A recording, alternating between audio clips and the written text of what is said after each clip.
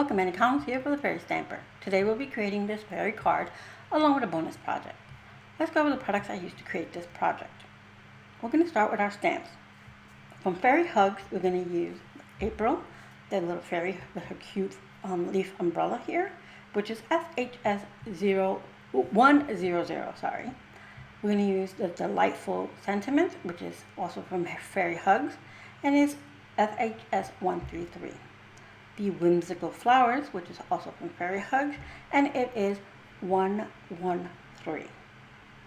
From Lavinia Stamps, we're bringing in the Fairy Buttercups, which is LAV375. Let me move our stamps out of our way so we can go over our inks.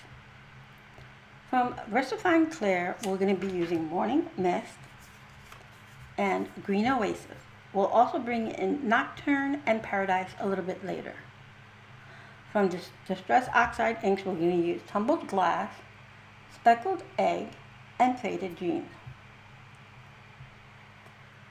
From Gina K Designs, we'll be using the Glitz Glitter Gel, and this one is in white.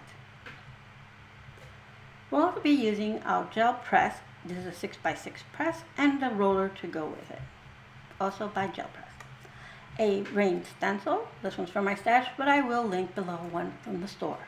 And 2 dies, one to cut our focal point and one for our sentiment.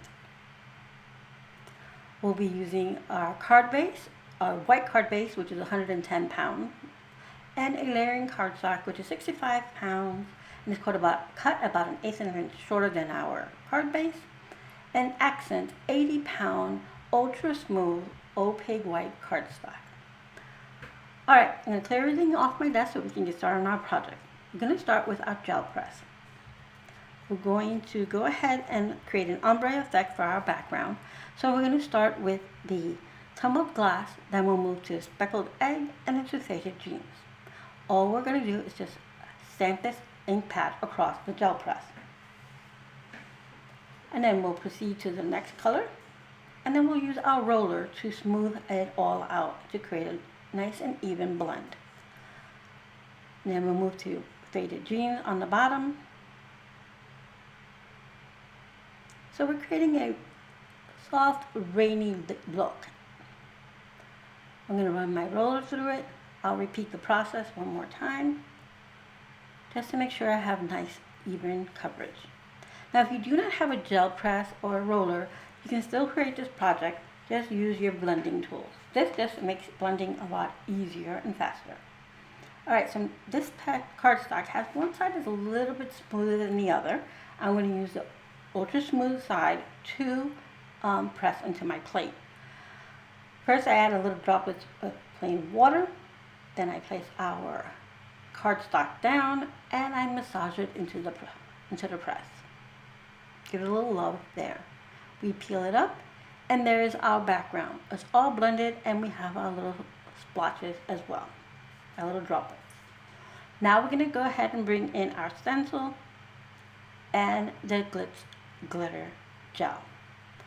I want my fairy to be not bumpy, or basically I don't want the glitter gel to be there. So I created a little mask for her using Gina K Masking Magic.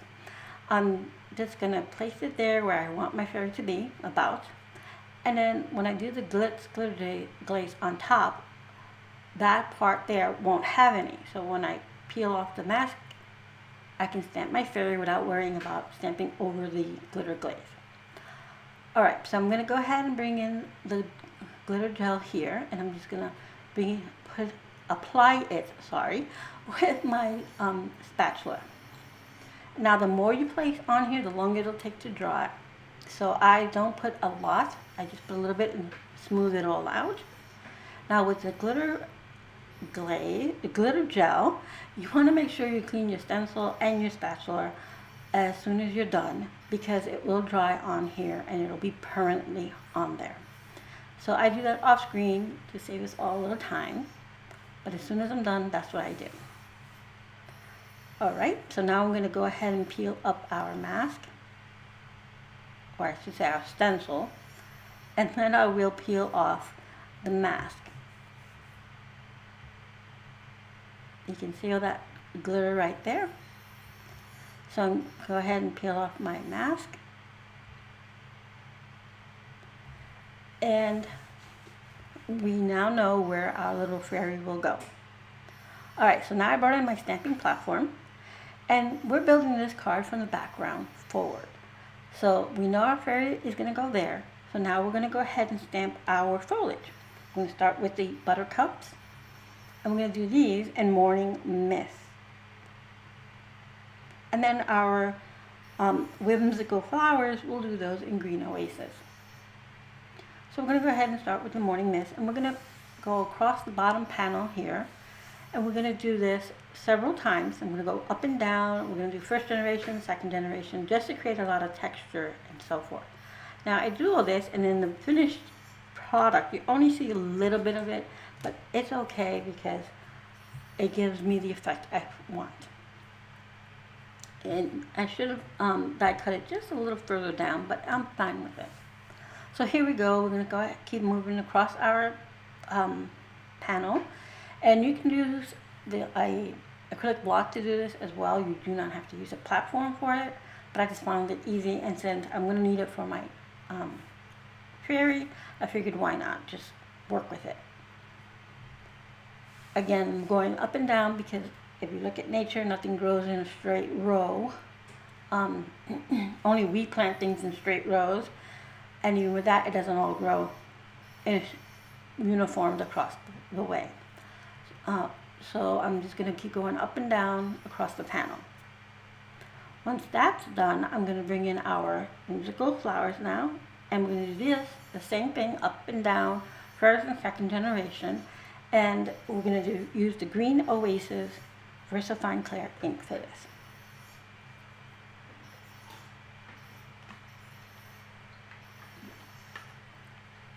I'm going to move quickly across, and what I'm using to create even pressure is a whiteboard eraser. I find it works great. It gives me even pressure and is easier on my hands. I know there's a lot of tools out there right now in the market. You use whatever is most convenient for you. Now down here our flowers won't be, or our foliage won't be as even because the glitter glaze is all the way towards the bottom, and that's fine because we want that interrupted look of water hitting our foliage. I just didn't want it to go through my fairy.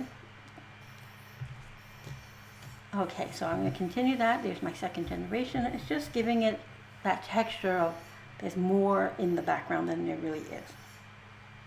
We're almost done here. A few more stamps of our green foliage, and then we'll move on to our fairy.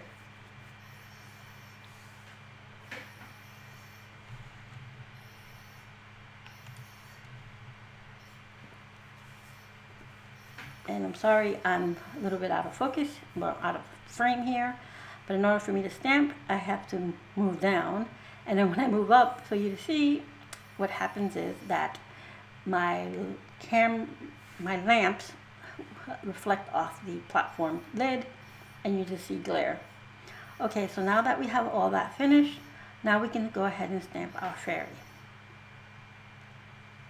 I'm going to remove our foliage up here and bring in our fairy. So how am I going to place our fairy is simple. We're going to use the backing paper sheet here, and I'm going to place it where I can see through it, and I can see where that little area that was masked off. I'll place my fairy on top of the backing, and then I will peel it up, remove the backing layer, and now my fairy is ready to go. And I know it's going to land where it needs to be. So I'm going to go ahead and use the Green Oasis on her umbrella, because her umbrella is made of little leaves, which is absolutely adorable. I'm going to make sure that only the leaves are in green. This also brings that Green Oasis up towards the top, so we don't just have it on the bottom. And I'm going to do that one more time just to make sure it's nice and on crisp. And then I'm going to go ahead and ink our fairy up using the Nocturne ink. Everything but her umbrella. And I do get a little bit of ink on the umbrella, some Nocturne ink, so I just use it tissue here and I just wipe it off.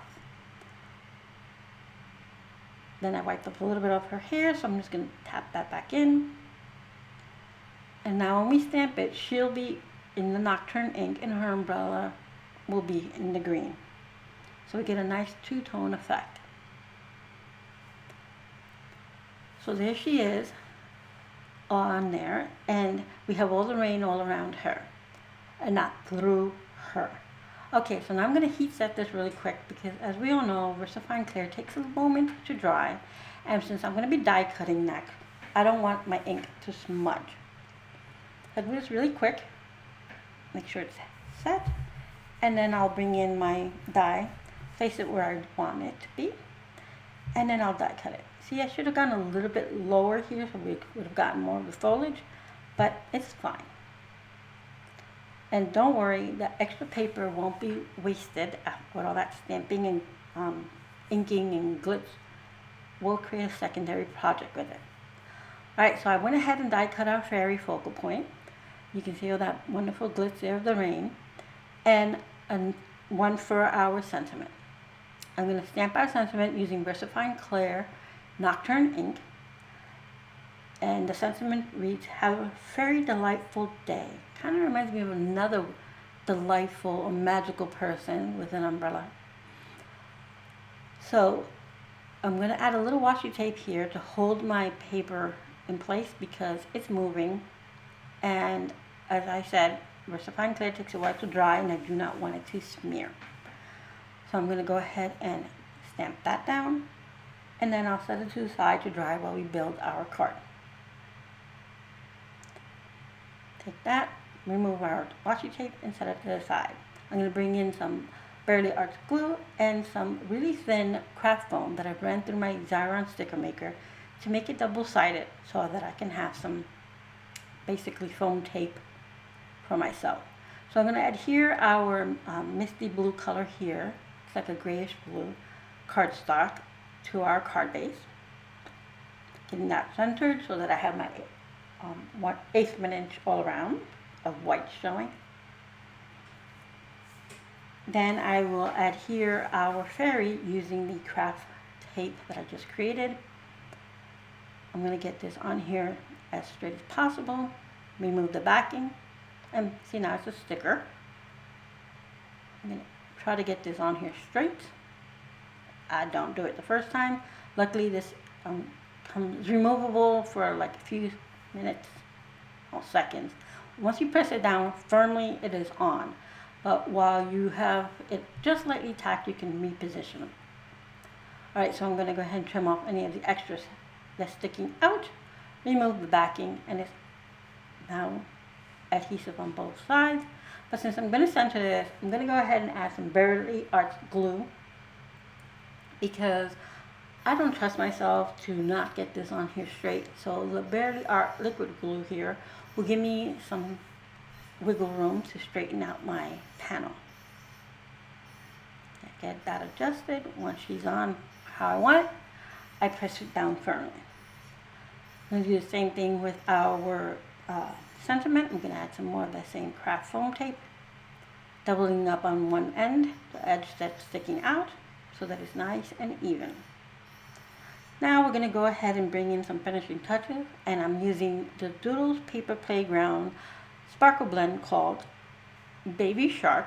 And yes, there are little tiny sharks in this sparkle blend, but we will not have it rain sharks on our wonderful fairy. I'm only pulling out the blue sequins that will go wonderful with our card here. I'll save the little sharks for a different card project. Alright, so I'm going to place 2 of them up by the sentiment and 3 in our right hand corner, lower right hand corner. And I'm also going to bring in from Doodles Paper Playground a blue clay heart to place by our sentiment. As soon as I get this last sequence down, I have one more to place. There we go.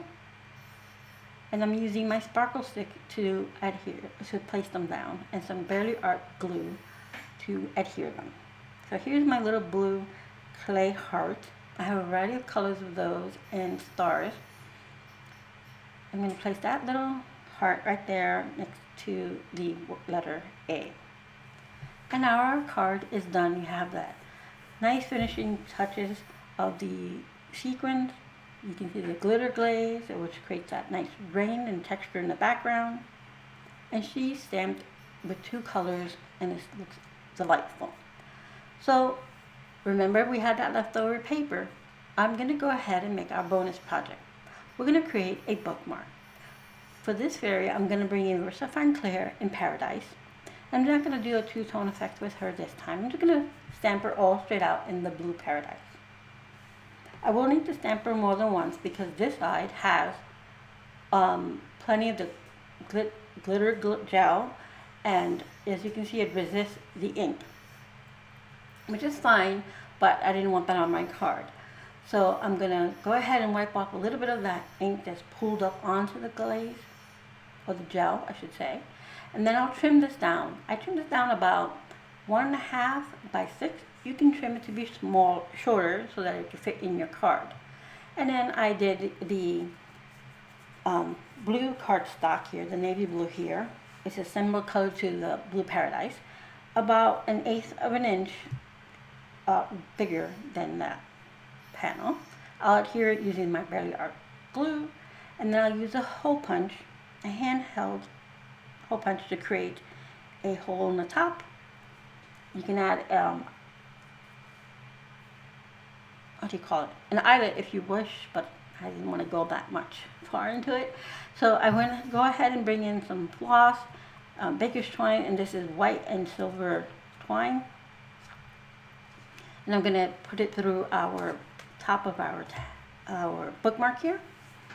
And I trim about 12 inches, and then I double it up and double it up again, so it's nice and thick.